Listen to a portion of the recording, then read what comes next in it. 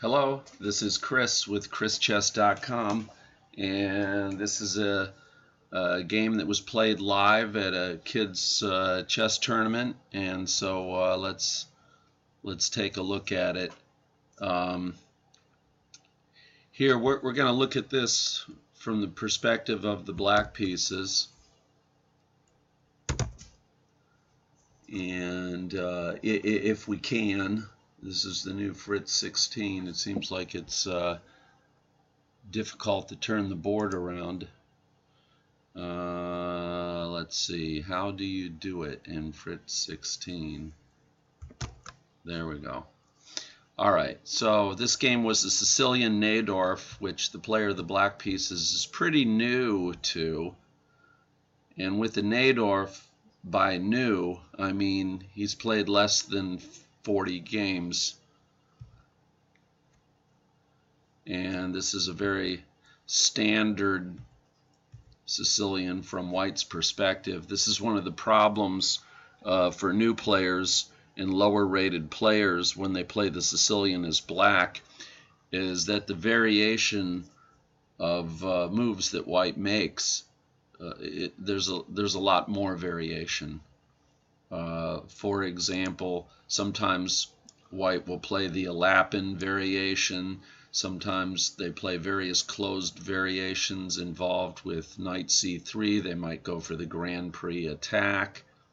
It's not necessary for you to memorize everything that I'm saying right now, but the idea that you take from this is that if you're going to play the Sicilian as black against e4, then you really need to be prepared for quite a range of things that White can do. Sometimes beginners make some inferior moves like this bishop c4 immediately, and various crazy moves that beginners make.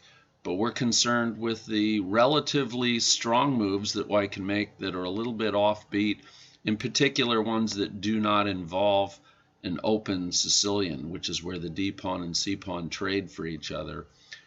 So in that respect, black is somewhat lucky that White is following the main line. With much stronger players, White feels compelled to follow the main line just to make strong moves. And so this is an open Sicilian. White has a little more space, and he's got a lead in development.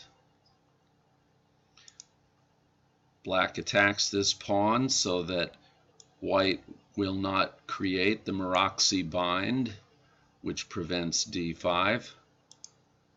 And this position's been seen hundreds of thousands of times in top-level chess.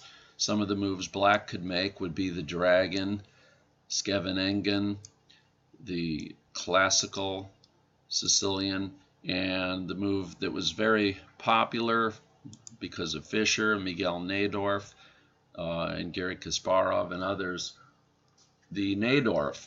Black temporarily guards b5 and leaves the exact development of his pawns and his knight as an open mystery for now. So in this game, White takes this very positional approach. This is designed to blunt the queen's bishop when the queen's bishop goes here. In the Najdorf, black often develops his bishop to b7 in some lines. So with this, it's probably better for the bishop to end up at e6. So this is a perfectly proper move, as is that. Here, I'm going to call this a minor mistake.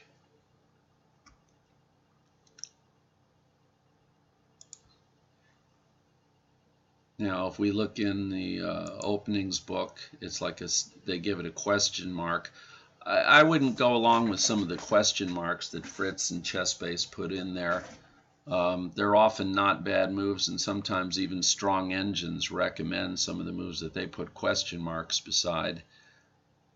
So I think that happens sometimes because that move is merely unpopular with strong players whose games are in the database used to assess it. but you can see that the average rating of players who played it was not so much different. So it's a developing move that helps black to castle. So bishop e7 is not that bad, but I would recommend to play bishop e6 here. Now, since this is so close to the beginning of the game, it's worth remembering to do this here. Sometimes you play bishop e7 first. So, back to the game. Bishop e7 was played, and so white starts preparing to castle on the queen side. So it's likely transposed now. But white should continue his development. This really is a typical beginner's move because the knight suddenly jumps ahead like he's going to start an attack without any helpers. Meanwhile, he's got all these pieces between his rooks. He needs to get his queen up, find a place for his bishop, castle. And the only reason white should attack before he completes his development, and this is typical, this is something to remember, don't start an attack until you finish your development unless your opponent gives you a temporary opportunity, one that if you don't take advantage of it, it will be gone. Now, white does make a nice threat with this move, so if it were white to move here, I hope you see white's threat. Take a minute, pause the video. Yep, if it were white to move, this would be a threat, followed by knight c7 check. So it's true that black cannot just ignore that. A better move for for white, instead of that knight move, would have been to go here. Lining these up here, preparing to get a good grip on these dark squares, while his pawns will take care of the white squares. And white wants to advance on the king side. That's why he wants to castle queen side. c3 is a point of attack for black. So this helps to guard that as well, because black does not have a majority of pawns on the queen side. The only way he can attack is by using this open file. And that's about the only thing that's going to be typically dangerous for white, is this open file of black's in the c3 square, especially while black still owns this dark squared bishop. So going here is a good way for white to just castle next, sometimes move the king to b1. But play might continue like this.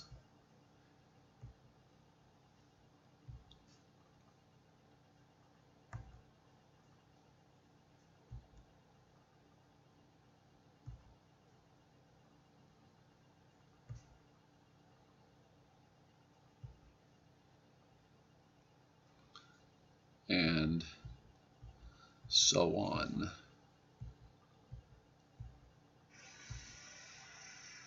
This is a trade that black frequently enjoys. He likes to trade a knight for a bishop by getting a knight to c4, and that is common in many variations of the Sicilian for black. So, back to the game. Black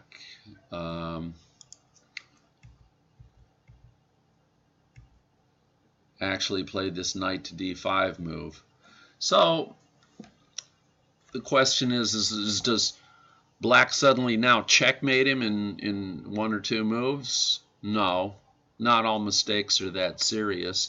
Not all mistakes are ones that you take advantage of tactically or immediately. But white's development is beginning to lag behind. So black should, again, think first of completing his development, unless there's a temporary opportunity. And he does make this trade, and now he's got to put his bishop somewhere. I think this is a more active place to put the bishop than d7. Black needs to make a plan for how to get this knight out, so putting the bishop on d7 really kind of messes that plan up. Here, Black doesn't do so badly to trade pieces, because the queen's going to end up here. Then he can develop his knight to d7 and castle. He might put a rook on the c file before he plays knight c5, and he should be okay, especially against a higher rated player where you don't really have an advantage, but you have less space. Trading pieces is not a bad thing unless you're down on pieces, which Black is not yet. But now he goes back. He should have traded bishops. So if we do a qualitative comparison of the pieces here, you know, White's bishops are better than Black's bishops. They're not blocked as much. They're further forward. White's knight is clearly better than this knight. This rook is better off than this rook. Black needs to find a way to get his pieces out. Because this opening is new to Black, he's having a hard time knowing where the pieces belong. It's a good idea to look at a lot of master games on your chosen opening, especially when an opening is new to you. You do not need to memorize the games. You don't need to understand every single move of the game, especially if the game proceeds into an ending. You just want to see where do the pieces go and what are the typical plans for both sides. So, yeah, if Black had taken the bishop, we could expect that things might go like this.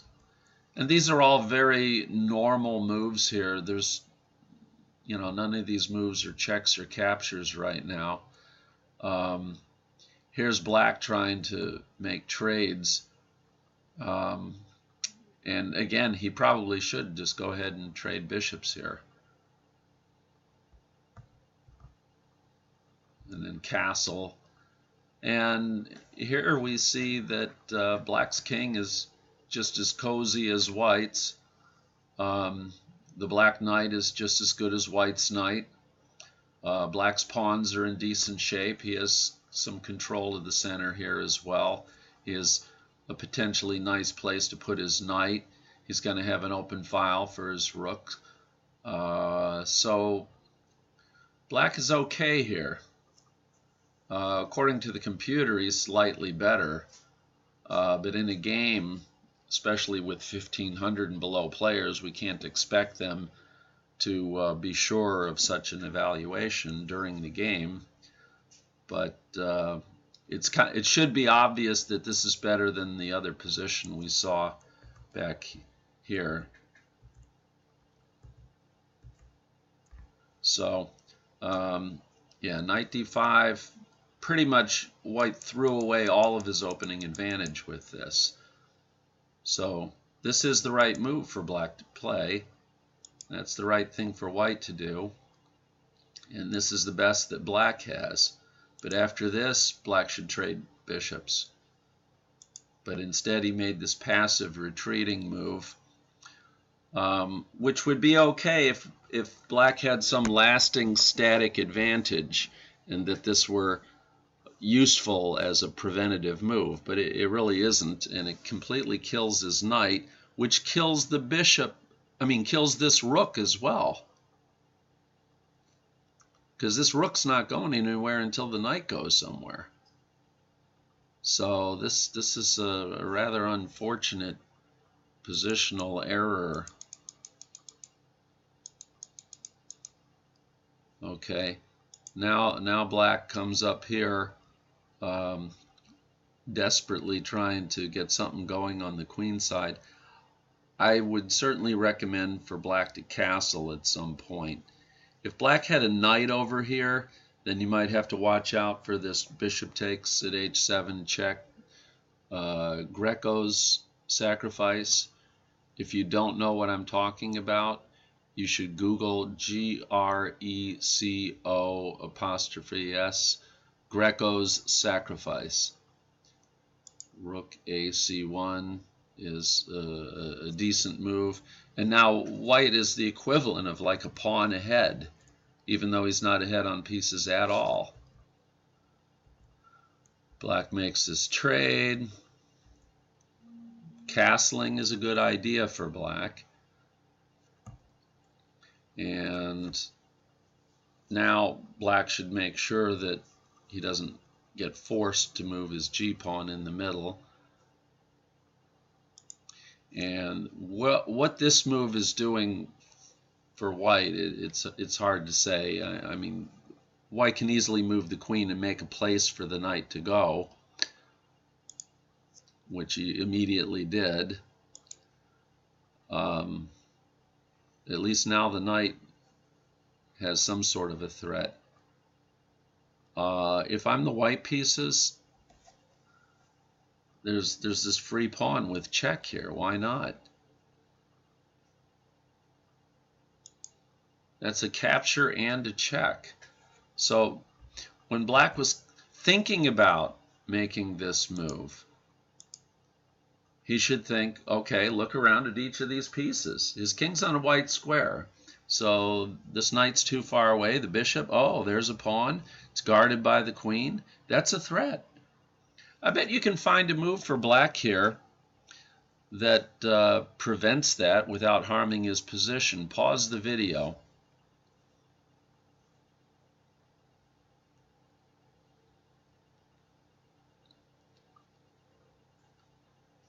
I mean, this is what I see here. Now, the computer has this highly tactical line where it recommends A4, attacking the knight. However, if you're in a real game facing a player more than 360 rating points above you, with both of his bishops aimed at your king side and the queen as well, it might be practical to avoid such complications as the bishop coming down here with check. So f5 might be a good practical move for black. You can't always assume that the computer's move is best for you, because computers analyze on the basis of that both players are going to play perfectly. And that's, as we know, that's not often the case. So white's advantage is very small here, even though he should take this pawn. Of course, that's black's only legal move. And then the bishop comes back. I bet you see a move that you would like to do here. And again, the move that I see here is to move the knight here and trade the knight for the bishop. Now the computer is saying that you should play A4. And if black had played that, I can't call it a mistake. But again, as I say, since your opponent cannot think like a computer or even close, and neither can you, sometimes the moves that the computer recommends would be good if it was for a world-class computer playing against another world-class computer. Sometimes we human beings profit by making a simpler move. Bishop A4. The idea here was, of course, to pin the knight. Maybe black would now like to play rook C8 and follow with knight C5. But this move kind of changes things. Where's that bishop gonna go? Also, the queen is ready to come over here with check and a checkmate here. The bishop is watching this square for now, so black doesn't have to worry about this queen h4 immediately. But I wonder if black anticipated this move, because checks and captures are a must. But as you become stronger, it's nice to be able to start to include threats.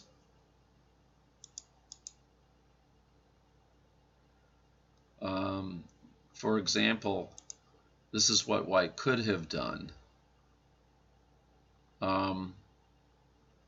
That would make taking this not as good as to just take the knight. For instance, if he takes this, now he can take this. And of course, this bishop here still guards h4, so queen c4 doesn't force a mate or anything like that. Black could have time to save his rook. So something like this would be maybe stronger for him. He's not necessarily just focusing on the king safety now, but he can always come back to it with this file being open. Also, if this dark squared bishop can be diverted from guarding h4, you may have that possibility. Well, queen c4, he takes this. White takes back with the pawn. Interesting.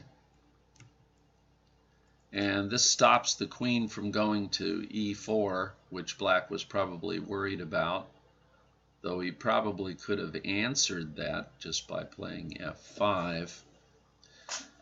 So the bishop takes now. He's got to take back. White has a passed pawn, but black has a lot of power on d6. And goes to g4, threatening queen h5. It would seem, especially since white does not have a dark squared bishop, that black should play g6 here to guard h5. Ooh. Oh, he plans to block it. So this is a good move. It threatens the rook temporarily. Queen goes here, threatening mate, but black has a good move here. Even though white would still be winning a little bit, he wins a pawn with check.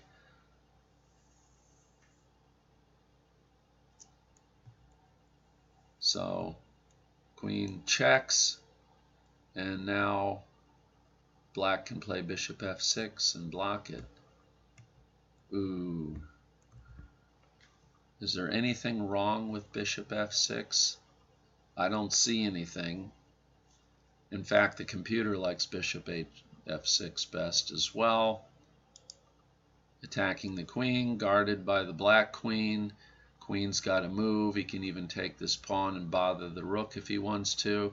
He could stop off at e5 and check, make the king move out of the way, and hang on to his c-pawn, which might be a good option. And with these opposite color bishops, any attack by either side could be extremely dangerous. But if they go into an endgame, it's very drawish with opposite color bishops. So, white is now threatening nothing. He goes here. Okay, so, but black went f6 instead, which leaves this whole rank open. Queen c3. Keeping pressure on all of black's queenside pawns. However, the rook is still under attack. Yeah, why is f6 not really a good move? Because it seems that if you go bishop f6, the white rook is no longer under attack, but with f6, both of them, the rook and the queen, are under attack.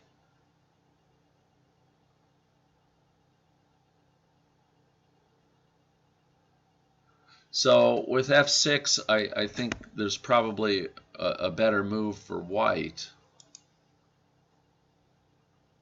And there is, to go here.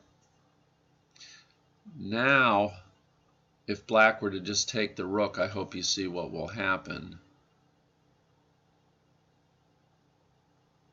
And they show a different move than expected.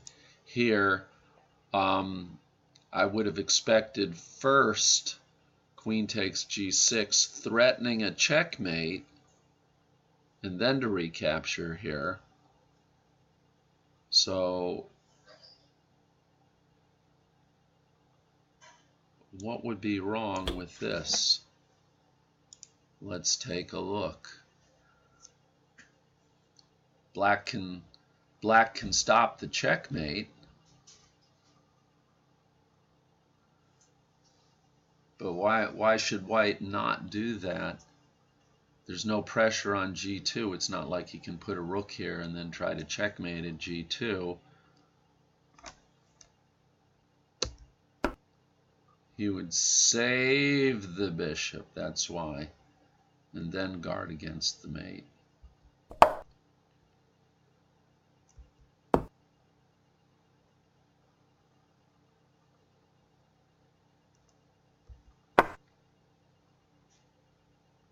Now, what's wrong with bishop takes? Threatening checkmate.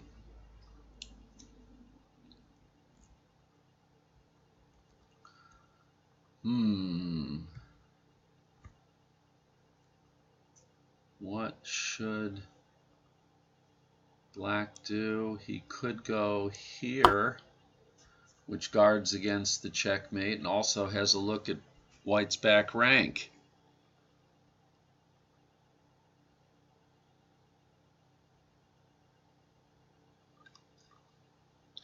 But you can see that black is having to do quite a lot of calculating here just to keep his king from being checkmated, which is a practical consideration.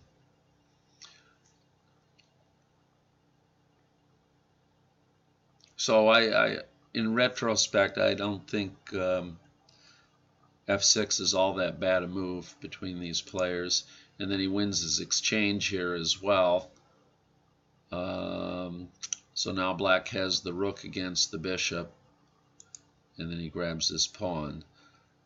So white has pawns in 4 files, and so does black. But 2 of white's pawns are isolated, 2 of black's pawns are isolated.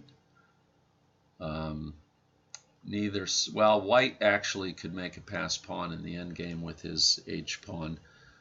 But with queens on the board, and the board so open, that might be one of the last things we need to think about. In these wide open positions where both sides have a queen, often the side that's down on material can arrange to a perpetual check.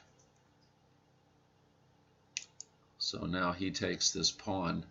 That makes the h-pawn a passer all by itself. It doesn't make it a very attractive prospect for black now to trade queens.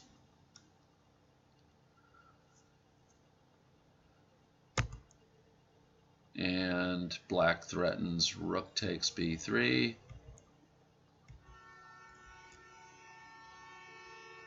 He takes the free pawn. Black takes a pawn. Now white probably takes a pawn again. No, he didn't. I thought he might take the c-pawn with his rook, but that could be kind of dangerous on the back rank. White threatens a mate. Black's got to stop that mate somehow, but he does have a good rook move. Do you see it? Yep, and black did this during the game, and so now he comes back for the free pawn. Yeah, in this position, white also has this. Now, is that really dangerous? It does help to watch the back rank, but it doesn't seem to make any immediate threats. I think taking this pawn was a very clear move for a person who can't see a million positions per second like the computer can.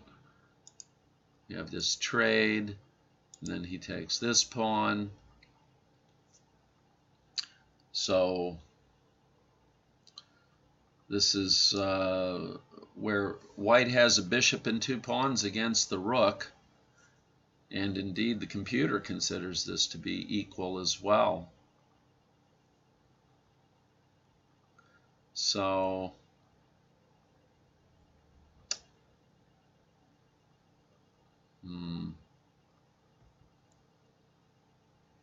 he starts moving the pawn, attacks the bishop. Yeah, that bishop was not guarded. White apparently overlooked this. Now White has to keep that bishop right where it is or suffer from rook takes g2. White also can play g4 soon, and then that way he may be able to keep his pawns guarded. And black temporarily blocks the file, but that shouldn't be a big deal. And now if the king goes to h6, black will not only capture the pawn on f6, but then his bishop is the king of everything on white squares. Black just had to make a move. And more pawns are coming.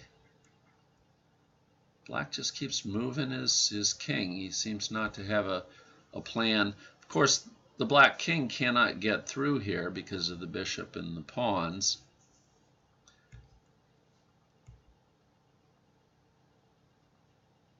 Do you see what would have happened if the king had moved to h6? Yeah, if the king goes here, rook here would have been checkmate.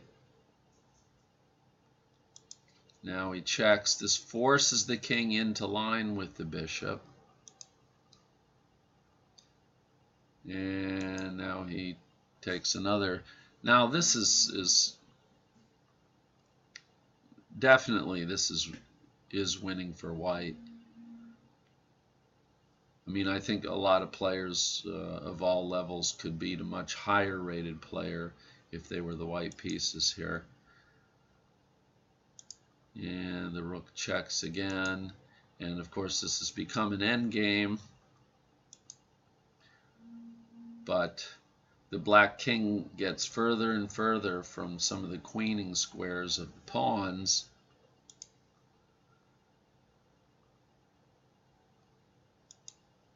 And that was silly. See if you can pause the video here and figure out what you think white ought to do. Yeah, that's going to be a problem for black. For instance, the king has to go behind where the pawns are, and then he can go here.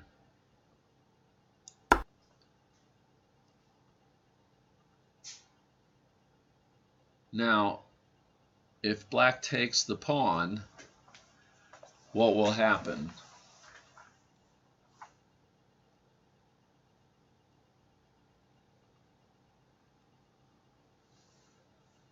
White is simply going to convert this into a rook versus rook ending where he has two extra pawns.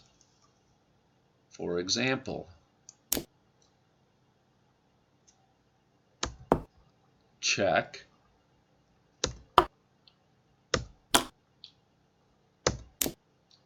And now we have 1, 2, 3, 4, 5, 6 pieces on the board, which means we could check, copy fin, cancel. We could look online and see if that's winning. I wonder if we actually even need to do this.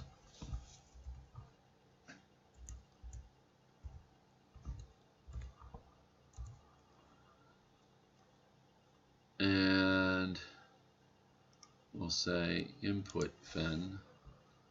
FEN stands for Forsyth English Notation. I suspect it should become obsolete at some point. And this is winning for white. Of course, this is, contingent upon perfect play, However, I don't think it takes a high level of skill here for white to win this. This should be pretty straightforward. So back to the, let's see what it looks like with perfect moves on both sides.